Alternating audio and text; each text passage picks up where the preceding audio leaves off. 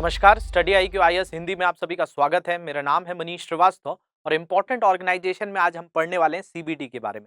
CBD जिसको कहा जाता है कन्वेंशन ऑन बायोलॉजिकल डाइवर्सिटी, वैसे इसको UN CBD के नाम से भी जाना जाता है, United Nations convention on biological diversity. Biological diversity का मतलब क्या हो गया? जितने भी यहाँ पर पृथ्वी पर जो जीव हैं उनसे जुड़ी हुई विविधताओं के बारे में हम पढ़ते हैं। जैव विविधताओं के बारे में जब बात की जाती है तो बायो का मतलब क्या होता है? बायो मीन्स होता है लाइफ, मतलब जीवन। अब जीवन बहुत सारी चीजों में है, मानव में भी जीवन है, पशुओं में भी जीवन है, पौधों में भी जीवन है, पेड़ों में भी जीवन है। तो ये सारी चीजों की जो हमारे यहाँ अलग अलग वेराइटीज मिलती हैं, विविधताएं मिलती हैं, उनका कंजर्वेशन करने के लिए एक कॉन्फ्रेंस जो है काम करती है, एक कन्वेंशन काम करता है और इसी के बारे में हम समझेंगे। अब इसके बारे में हम क्यों पढ़ रहे हैं? जैसे हमने पिछली बार G20 के बारे में पढ़ा था, ब्रिक्स के बारे में पढ़ा था, तो हर वीक शाम को 5 बजे संडे के दिन हम ये प्रोग्राम लेकर आते हैं जिसमें इंपॉर्टेंट ऑर्गेनाइजेशन, जो प्रमुख संगठन है, उनके बारे में यहाँ हम चर्चा करते हैं। इसकी प्लेलिस्ट भी बनी हुई है जिसमें आपको पुराने भी जो ऑर्गेनाइजेशंस हैं उनकी भी लेक्चर्स मिल जाएंगे।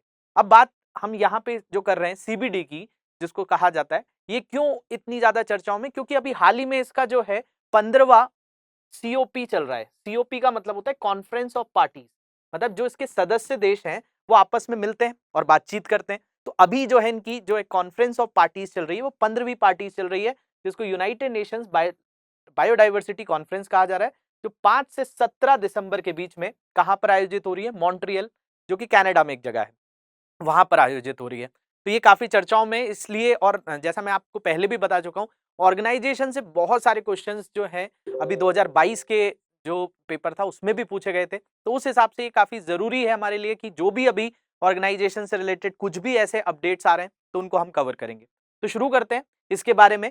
तो ये जो है कब बना? जैसे कि हर चीज के बारे में हम बात करते हैं कि भाई बेसिक से ही, तो अगर आपसे कोई पूछे कि भाई CBD के बारे में आप बताओ, तो CBD जो है कॉन्फ्रेंस ऑन बायोलॉजिकल डाइवर्सिटी, इसके बारे में सबसे पहले चर्चा हुई अर्थ समिट में। पृथ्वी सम्मेलन हुआ था 1992 में, कहां पर? रियो डियो जेनरियो में। रियो जो जगह है ब्राजील के अंतर्गत, वहां पर बहुत सारी चीजें निकल कर आई थी, जिसमें आपने एक चीज सुनी होगी, UNFCC, जिसको कहा जाता है United Nations framework convention on climate change. जलवायु परिवर्तन के ऊपर बात की गई थी। उसी में से एक चीज और निकल कर आई, जिस चीज को क्या कहा जाता है? United Nations convention on biological diversity. मतलब यहां पर एक चीज बात हुई कि जैव विविधता के लिए भी कुछ चीजें की जाए। तो 1992 की जो रियो डियो जनरियो की जो पृथ्वी सम्मेलन की पहल थी, उसके बाद ये जो है 93 से वर्किंग में आया है। तो अगर इसकी उत्पत्ति के बारे में पूछा जाए तो 1992 में जो रियो डियो जेनरियो में आयोजित पृथ्वी सम्मेलन के दौरान अंगीकृत प्रमुख समझौते में जो है एक है CBD। और भी चीजें थी, जैसे मैंने आपको बताया UNFCCC भी था, वैसे ही ये भी था। तो यहां पर CBD की पहल हुई 1992 में। इसके बाद अगर हम बात करें तो इसका काम क्या है, तो मैंने जैसा आपको बताया कि जैव विविधता के लिए, बायोलॉजिकल डाइवर्सिटी के लिए। अब आप सोचेंगे कि भाई हम तो जीवित है और भी जो है हमें खाने के लिए फसल मिल जा रही है, तो ये जैव विविधता की इतनी बातचीत क्यों होती है? अगर हम बात करें तो हम पूरा का पूरा एक इकोसिस्टम में रहते हैं, हम बहुत सारी चीजों पर निर्भर करते हैं, कई तरह की चीजें जो हैं इस संसार के अंतर्गत देखने मिलती हैं। तो जैव विविधता की जो बात हो रही है, बायोलॉजिकल डाइवर्सिटी की बात हो रही है कि भाई हर एक एक चीज पे हम निर्भर हैं। मतलब हमें बहुत सारी चीजें ऐसी भी मिल रही हैं जिनका हमारे लिए डायरेक्टली यूज नहीं है, लेकिन इनडायरेक्टली हम उनको यूज कर रहे होंगे। जैसे इसको सरल करके हम बात करते हैं कि भाई हमको जो है आज की डेट में विटामिन ए चाहिए, बॉडी के अंदर विटामिन ए की जरूरत होती है। अब बहुत पूरे विश्व पटल पर एक चीज बात होती रहती है कि भाई गोल्डन राइस के बारे में। अब गोल्डन राइस एक ऐसा राइस है जिसके अंदर विटामिन ए पहले से मिल जाता है। विश्व भर में सबसे ज्यादा चावल खाया जाता है। तो ये जो है लोगों ने सोचा कि भाई चावल में इस तरह की तकनीक से, जिसको आप मॉडिफाइड GMO कहा जाता है, जेनेटिकली मॉडिफाइड ऑर्गेनिज्म, कि उसके अंदर मॉडिफाई करके आप क्या कर देते हैं? विटामिन ए को इम्प्लांट कर देते हैं। अब विश्व भर में जब सबसे ज्यादा लोग उस राइस को खाएंगे तो उनकी बॉडी में क्या हो जाएगा? उनकी बॉडी के अंदर विटामिन ए की आपूर्ति हो जाएगी। तो अब ये जो चीज है कि विश्व भर में बहुत सारी ऐसी चीजें, जैसे आप डायनासोर आज विलुप्त हो गया है, कई ऐसी प्रजातियां हैं जिनको हम संरक्षण दे रहे हैं। तो बायोलॉजिकल डाइवर्सिटी जो है वो एक पूरे इकोसिस्टम को बैलेंस भी करती है। जैसे कि अगर ऐसे जीव मर जाएं, कार्निवोरस जीव मर जाएं, कि भाई जंगलों में हिरण ही हिरण या ऐसे जीव बढ़ जाएं जो हर चीजों पर निर्भर करते हैं, तो इससे क्या होगा? बैलेंस बिगड़ने लगेगा। तो ये जो पृथ्वी बनी हुई है, इसका बैलेंस बनाने के लिए भी बहुत जरूरी है बायोलॉजिकल डाइवर्सिटी। तो ये जो बायोलॉजिकल डाइवर्सिटी है, इसी के ऊपर बातचीत होती रहती है कि भाई हम हमारी एक्टिविटी मतलब एंथ्रोपोजेनिक एक्टिविटीज, मानव की ऐसी कोई घटना जो है वो ऐसा असर ना डाले कि भाई जीवों पर उससे असर होने लगे और ये पूरी जो जैव विविधता है इस पर असर हो। तो इसी के लिए 1992 में जो पृथ्वी सम्मेलन हुआ उस पर यह भी बातचीत की गई कि भाई जैव विविधता के बारे में भी तो सोचा जाए। तो भाई जैविक विविधता पर कन्वेंशन जैविक विविधता के संरक्षण की बात की जा रही है, कंजर्वेशन की बात की जा रही है। इसके घटकों के सतत उपयोग, आनुवांशिक संसाधनों के उपयोग से उत्पन्न होने वाले लाभों के उचित और न्याय संगत बंटवारे के लिए अंतरराष्ट्रीय कानून साधन जिसे 196 देशों द्वारा अनुमोदित किया गया था। तो देखिए 92 में जो रियो डियो जेनरियो में अर्थ सम्मेलन हुई, उसमें जितने भी देश थे, क्योंकि यूएन के सारे मेंबर्स थे, तो उनमें 196 देशों ने ये बातचीत करी कि हम बायोलॉजिकल डाइवर्सिटी को, जैव विविधता को बनाए रखेंगे। साथ साथ अगर हम कोई ऐसे ऑर्गेनिजम्स बनाते हैं जो मॉडिफाइड करके चीजें की जा रही हैं, जैसे मैंने आपको बताया कि आपका जैसे गोल्डन राइस की यहाँ एग्जांपल लिया, ऐसे कई चीजों के अंतर्गत हमने क्या किए, जीवों की जेनेटिक्स में बदलाव किए, उनको जीएमओ कहा जाता है, जेनेटिकली मॉडिफाइड ऑर्गेनिजम्स। अब ये किसी देश ने बना लिया है, अब उस देश को ही फायदा हो रहा है, दूसरों को नहीं हो रहा है, तो इसके लिए भी बातचीत की गई कि भाई इसका न्याय संगत बंटवारा हो, मतलब एक तरीके से सारे देशों को उससे फायदा हो सके, उस पर सारे देशों का हक हो सके, क्योंकि ये पृथ्वी जो है वो पूरी की पूरी सभी की है। तो इस पे पूरा का पूरा अगर किसी भी देश का अगर प्रदूषण लेवल बढ़ता है तो दूसरे देश को उससे नुकसान होगा, दूसरे जीवों को भी नुकसान होगा। तो ये पूरा का पूरा एक इकोसिस्टम है, इस इकोसिस्टम को मेंटेन करने के लिए यहाँ पर बातचीत की गई है। अब देखा जाए तो ये जो है, जो कन्वेंशन बनाया गया है जिसके बारे में हम बात क्या कर रहे हैं, सीबीडी के बारे में, तो ये क्या है, एक बाध्यकारी समझौता है। बाध्यकारी समझौता का मतलब क्या है कि जो देशों ने इस पे हस्ताक्षर किए हैं वो इसकी सारी कंडीशंस, इस सारे एग्रीमेंट पर जो है स्वेच्छा से स्वीकार करते हैं और उन चीजों को बहुत ही ज्यादा स्ट्रिक्टली फॉलो भी करेंगे। मतलब ऐसा नहीं है कि बस सुन लिया गया, कई कॉन्फ्रेंसेस ऐसी होती हैं, कई आप देखेंगे कि साल भर में कई देशों के जो नेतृत्व वाले लोग हैं वो वहां जाते हैं, उसको अटेंड कर लेते हैं, लेकिन इसको बाध्यकारी बनाया गया है कि भाई जैव विविधता के लिए अगर कोई चीज आई है, कोई कंडीशंस हैं, तो उन कंडीशंस को इनके जो देश हैं उनको फॉलो करना पड़ेगा। इसके अलावा जैव विविधता के संरक्षण और सतत उपयोग पर भी पहल वैश्विक समझौता है, मतलब एक ग्लोबल लेवल पे, मतलब वैश्विक का मतलब क्या है, पूरे विश्व भर में जो भी, क्योंकि 196 से ज्यादा देश इसमें थे, तो इन्होंने ये बात करी कि भाई हम ऐसा करेंगे कि जैव विविधता, मतलब आप किसी चीज को यूज कर रहे हैं और यूज करते करते इतना ज्यादा यूज कर ले रहे हैं कि आप उसको खत्म ही कर दे रहे हैं, तो उसको सतत विकास नहीं कहा जाता। सतत मतलब सस्टेनेबल डेवलपमेंट, कि आप उसको प्रयोग भी करें और उसकी जो उपलब्धता है उसको भी बनाए रखें, तो उस चीज पर भी जोर दिया गया। तो इसकी उत्पत्ति के लिए इसका ओरिजिन कैसे हुआ, तो आप यही बताएंगे कि भाई अर्थ समिट के अंदर 1992 में ये पहल की गई थी, उसके बाद इसको स्टार्ट किया गया, किसके लिए, तो जीवों के लिए ही किया गया। जितने भी अलग अलग वेराइटीज की लाइफ है अर्थ के ऊपर, जिसको जैविक विविधता कहा जाता है या बायोलॉजिकल डाइवर्सिटी कहा जाता है, उन सारी चीजों के लिए यहाँ पर बात की गई। तो अगर आपसे पूछा जाए कि भाई सीबीडी क्या है, तो सीबीडी एक कन्वेंशन है बायोलॉजिकल डाइवर्सिटी पर, और इसी को हम बोल सकते हैं जैविक विविधता अभिसमय। हिंदी में इसी को, कन्वेंशन ऑन बायोलॉजिकल डाइवर्सिटी को हम जैविक विविधता अभिसमय भी कह सकते हैं। एक जो है एक कन्वेंशन है और जैव विविधता के संरक्षण हेतु कानूनी रूप से बाध्यकारी संधि है, जो वर्ष 1993 से लागू हुई। देखिए इस पे बातचीत 1992 में हुई और 1993 से इसको लागू कर दिया गया। इसका अगर हेडक्वार्टर की बात करें तो जहां अभी इसकी कॉन्फ्रेंस हो रही है वहीं पर है, मतलब मॉन्ट्रियल में ही इसका हेडक्वार्टर भी है। इसके अलावा लगभग सभी देशों ने इसकी पुष्टि की हुई है।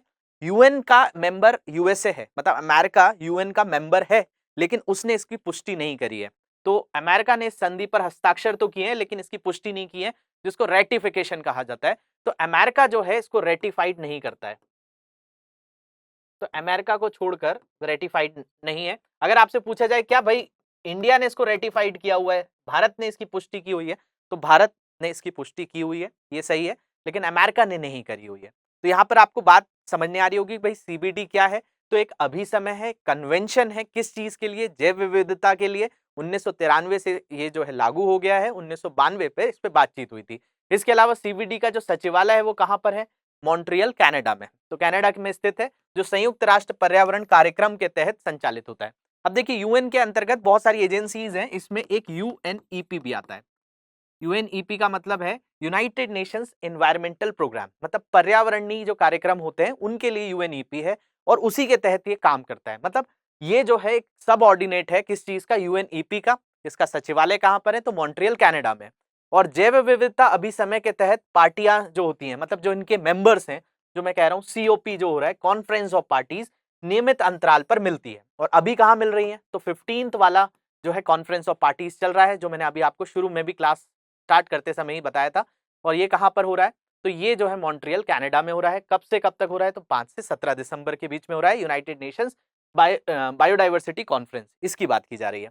तो यहां पर हमने जो बात करी है वो यही करी है कि भाई ये जो है इसके तहत पार्टियां नियमित अंतराल पर मिलती हैं और अभी भी मिल रही हैं। बैठकों को कॉन्फ्रेंस ऑफ पार्टीज सीओपी कहा जाता है। तो सीओपी 15 चल रहा है किस चीज का, सीबीडी का। तो ये बात समझ में आई। अब इसके उद्देश्य की भी बात कर लेते हैं कि भाई कोई भी चीज बनती है तो उसका कोई ना कोई ऑब्जेक्टिव तो होता है। तो इसका क्या ऑब्जेक्टिव है, तो इसके ऑब्जेक्टिव में अगर हम बात करें तो जैव विविधता का संरक्षण करना, कंजर्वेशन करना उन चीजों का। क्योंकि जितना भी आपकी अलग अलग वैरायटी की चीजें, इनको क्या किया जाए, इनको आगे कैसे लेकर जाया जाएगा, जब तक हम उनके संरक्षण के लिए कोई कठोर नियम नहीं बनाएंगे। जैसे भारत के अंदर आपने देखा टाइगर प्रोजेक्ट है। अब टाइगर प्रोजेक्ट में क्या किया गया, कई जो नेशनल पार्क्स थे, कई वाइल्ड लाइफ सेंचुरीज थी, अभ्यारण्य थे, उनको जो है प्रोजेक्ट टाइगर के अंतर्गत रखा गया और वहां पे टाइगर्स को कंजर्व किया गया। तो धीरे धीरे उनकी गिनती बढ़ी। जैसे आज की डेट में सबसे ज्यादा टाइगर्स मध्य प्रदेश में है, कर्नाटक, उत्तराखंड, ये सारे स्टेट्स आज की डेट में हमारे यहाँ बहुत ज्यादा टाइगर्स को कंजर्व कर रहे हैं, संरक्षण कर रहे हैं। तो बेसिकली इसका भी एक उद्देश्य था कि सीबीडी कुछ चीजें करे तो जैव विविधता का संरक्षण करे, दूसरा जैव विविधता के घटकों का सतत उपयोग करें, सस्टेनेबल यूज करें उनका। इसके अलावा आनुवांशिक संसाधनों के उपयोग से होने वाले लाभों का उचित और न्याय संगत वितरण करें। जैसे मैंने बताया कि भाई जैसे कोई जीएमओ है, जेनेटिकली मॉडिफाइड ऑर्गेनिज्म कुछ बनाया गया है जिससे पूरे विश्व भर को फायदा हो सकता है, तो इसका न्याय संगत बंटवारा हो। ऐसा ना हो कि कोई कुछ ही देश उस पर अपना हक जताएं और फायदा उठा लें। इसके अलावा इसके जो बात करें, इसके अंतर्गत दो तीन चीजें बहुत इंपॉर्टेंट हो जाती हैं। कौन कौन सी, तो एक कार्टेजिना प्रोटोकॉल इंपॉर्टेंट है, नागोया प्रोटोकॉल इंपॉर्टेंट है, और आईची लक्ष्य, जिसको आईची टारगेट्स कहा जाता है, वो इसके पूरक हैं, क्योंकि यही मिलकर पूरा तरीके से काम करते हैं। तो सीबीडी के दो पूरक समझौते हैं, एक नागोया प्रोटोकॉल जो समझौता ही है, और कार्टेजेना प्रोटोकॉल। हम बात कर रहे हैं सीबीडी की। अब सीबीडी में आ जाता है कन्वेंशंस और यहां पर बात हो रही है प्रोटोकॉल। आज ही की क्लास में कन्वेंशंस और प्रोटोकॉल्स में भी अंतर समझेंगे कि भाई क्या होता है। तो इसके दो महत्वपूर्ण चीजें, एक नागोया प्रोटोकॉल और एक कार्टेजेना प्रोटोकॉल। इसके अलावा मैंने आपको बताया एक और चीज इंपॉर्टेंट है जिसको आईची टारगेट कहा जाता है। इनको भी समझने की कोशिश करते हैं कि भाई क्या क्या है। तो अगर हम बात करें नागोया प्रोटोकॉल के बारे में, तो नागोया जापान के अंतर्गत एक सिटी का नाम है। तो नागोया प्रोटोकॉल उसी के नाम पे पड़ा हुआ है। आनुवांशिक संसाधनों तक पहुंच पर Nagoya protocol, Nagoya protocol on access to genetic resources. Genetic resources का मतलब क्या है, बेसिकली जो किसी भी जीव के अंतर्गत जो उनके डीएनए होते हैं, आरएनए होते हैं, उन पे जो है जेनेटिक रिसोर्सेज के ऊपर एक्सेस की बात की गई है नागोया प्रोटोकॉल में। सीबीडी का एक पूरक समझौता है और इस प्रोटोकॉल के तहत सीबीडी के 3 उद्देश्यों में से एक का कार्यान्वयन करने के लिए एक पारदर्शी कानून ढांचा निर्धारित किया गया है, जो आनुवांशिक संसाधनों से उत्पन्न होने वाले लाभों का न्याय संगत और निष्पक्ष साझाकरण है। इसको 2010 में जापान के नागोया में इस प्रोटोकॉल को अपनाया गया था और 2014 में इसको लागू किया गया था। अब देखिए यहां पे क्या बात की जा रही है कि जो सीबीडी है, सीबीडी का एक पूरक समझौता है। पूरक समझौता मतलब उसको पूरा कर रहा है। अब ये सीबीडी के 3 उद्देश्य हैं। 3 उद्देश्य अभी मैंने आपको बताया कि क्या करना है, कि भाई जीवों का संरक्षण करना है, उनका सतत उपयोग करना है और उनके बीच में न्याय संगत बंटवारा करना है। तो ये जो है इसके 3 उद्देश्यों में से एक पर कार्यान्वयन के लिए पारदर्शी निर्धारित करता है, जो कि आनुवांशिक संसाधनों से उत्पन्न होने वाले लाभों का न्याय संगत और निष्पक्ष साझाकरण करना, कि भाई सबके बीच में उस चीज को शेयर करना कि अगर कोई जेनेटिक रिसोर्स मिल रहा है हमें किसी जीव से, वो सारे देशों में एक तरीके से बांटा जाए। ये 2010 में जापान के नागोया में हुआ था, इसलिए इसका नाम नागोया प्रोटोकॉल है। दूसरा कार्टेजेना की बात कर रहे हैं। अब कार्टेजेना प्रोटोकॉल जो है ये जैव विविधता पर कन्वेंशन के लिए जैव सुरक्षा जो है, मतलब Cartagena protocol on bio safety of the convention on biological diversity. अब देखा जाए तो भाई जो सेफ्टी है, कंजर्वेशन भी तो जरूरी है। अब यहाँ पे बंटवारा तो कर दिया गया लेकिन वो जीव ही नहीं बचा, तो फिर क्या करेंगे उसका। तो यहाँ पर एक और प्रोटोकॉल की बात की गई, एक और समझौते की बात की गई जिसको कार्टेजेना नाम कहा जाता है। कार्टेजेना की अगर हम बात करें तो कार्टेजेना ये है कि आपकी बायो सेफ्टी के बारे में है। बायोसेफ्टी का मतलब जीवों की जो सुरक्षा है उस पर बात करता है। तो कन्वेंशन के लिए जैव सुरक्षा पर कार्टेजेना प्रोटोकॉल है। किसके लिए? तो बायोलॉजिकल डाइवर्सिटी के लिए, जो जैव विविधता है उसकी सुरक्षा भी हो।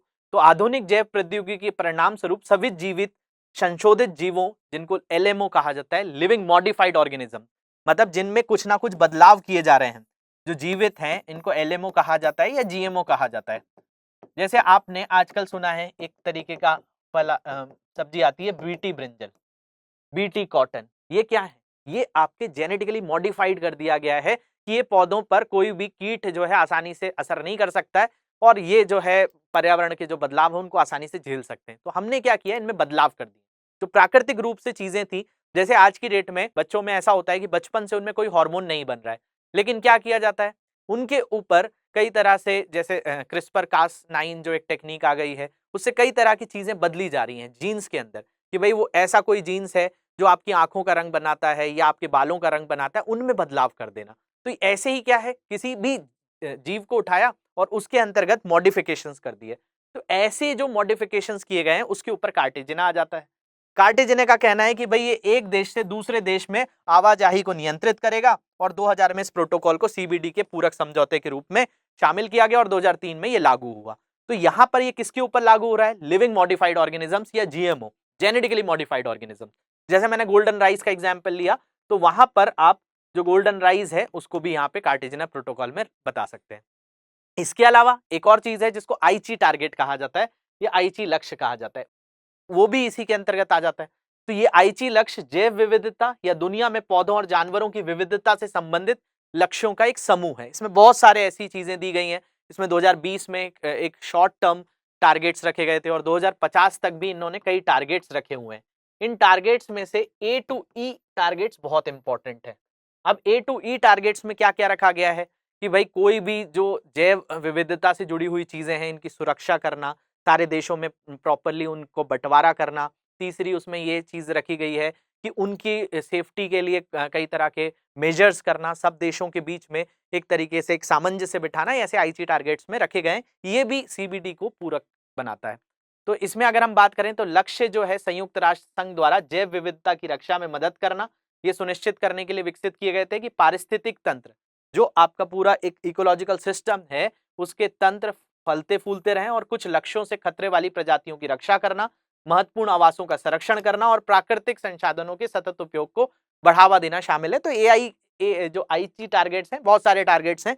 इसका पूरा का पूरा एक मतलब इसका ढांचे का मसौदा अगर हम बोलें कि भाई क्या चाहता है आईची टारगेट, तो आईची लक्ष्य या आईची टारगेट का मेन फोकस यही है कि भाई बायोलॉजिकली कोई भी चीज जो है वो सेफ रहे, उसका कंजर्वेशन हो, उसका प्रॉपर यूटिलाइजेशन हो, और साथ साथ उसका विकास भी होता रहे। ऐसा ना हो कि वो कुछ समय जाकर खराब हो जाए। तो इस चीज पर ये पूरी चीजें करता है। इसके अलावा लक्ष्यों का नाम जापानी शहर आईची के नाम पर रखा गया, जहां ये पहली बार 2010 में विश्व नेताओं द्वारा सहमत हुए थे। तो ये भी इसका एक पार्ट है। तो आपसे अगर सीबीडी के कोई 3 प्रमुख हिस्से पूछे तो क्या बताएंगे आप? उसको नागोया प्रोटोकॉल भी बताएंगे, कार्टेजेना प्रोटोकॉल भी बताएंगे, और आईची टारगेट्स भी बताएंगे। ये सब मिलकर आपका सीबीडी कंप्लीट होता है। इसके अलावा अगर आपसे पूछा जाए कि भाई प्रोटोकॉल और कन्वेंशन में क्या अंतर होता है, तो इसमें कुछ अंतर आप बता सकते हैं। जैसे हमने कार्टेजेना प्रोटोकॉल बोला, और जो बायोलॉजिकल डाइवर्सिटी है वो कन्वेंशन है। तो कन्वेंशन और प्रोटोकॉल, मतलब प्रोटोकॉल एक समझौता हो गया, कन्वेंशन जो कि आपका जैसे एक बाध्यकारी कन्वेंशन है। सीबीडी की मीटिंग्स होती रहती है, जैसे अभी मॉन्ट्रियल कनाडा में हो रही है, तो यहाँ पर सारे देशों के प्रतिनिधि मिलते होंगे और फिर बायोडाइवर्सिटी के लिए कुछ बातचीत करते होंगे। तो ये एक ऐसा निकाय है जिसमें सारी मिलकर होते हैं। और प्रोटोकॉल्स क्या होते हैं, समझौते क्या होते हैं, कुछ ना कुछ संधि के तौर पे होते हैं। तो इसमें हम बता सकते हैं प्रोटोकॉल एक समझौता है जो राष्ट्रों के राजनयिक वार्ताकार तैयार करते हैं, जो उनके डिप्लोमेट्स होते हैं वो तैयार करते हैं, और अंतिम सम्मेलन या संधि के आधार में हस्ताक्षर किया जाता है। जबकि कन्वेंशन एक अंतरराष्ट्रीय नियमावली है। कन्वेंशन क्या है? एक नियमावली है कि इन चीजों को हम मानेंगे। लेकिन ये क्या है? एक समझौता हो गया है कि भाई इस पर किसी देश ने समझौता प्रोटोकॉल पे साइन किया है तो वो इन चीजों को फॉलो करेगा। इसके अलावा दूसरा अगर हम बात करें तो दूसरा डिफरेंस क्या है, तो प्रोटोकॉल को हस्ताक्षर करने के लिए संधि की आवश्यकता होती है कि भाई कोई ना कोई ट्रीटी होगी, उस बेसिस पर बात होगी। जैसे हमने कार्टेजेना प्रोटोकॉल की बात करी तो उसमें कुछ चीजें की गई, जीएमओ या लिविंग मॉडिफाइड ऑर्गेनिज्म, तो वो उस पर बात करेगा। जबकि कन्वेंशन को हस्ताक्षर करने की आवश्यकता नहीं होती है। तो यहाँ पर कोई ऐसी चीज नहीं होती है, उसकी पुष्टि होती है बस। इसके अलावा प्रोटोकॉल अंतरराष्ट्रीय संबंधों के बारे में होता है, जबकि कन्वेंशन स्थानीय या क्षेत्रीय संबंधों के बारे में बात होती है। तो ये जैसे कि पूरे ऑल ओवर वर्ल्ड में सीबीडी जो बनाया गया है वो बायोलॉजिकल डाइवर्सिटी के लिए बनाया गया है, लेकिन जो कन्वेंशंस जो प्रोटोकॉल्स हैं उनके कुछ ना कुछ विशेष तरह की चीजें दी गई हैं। तो ये आपको समझ में आया होगा कि भाई ये किस तरीके से काम करता है। तो यहाँ पर हमने इस चीज को डिस्कस किया है। और भी कोई डाउट्स आएंगे तो इन सोशल मीडिया हैंडल पे मुझसे जुड़ सकते हैं। लेक्चर की पीडीएफ यहाँ से आप लोग डाउनलोड कर लेंगे। और कोई डाउट्स आएंगे तो कमेंट सेक्शन में मुझे जरूर बताएंगे। ज्यादा से ज्यादा इस लेक्चर को शेयर करेंगे। Thank you very much for watching this. Have a great day.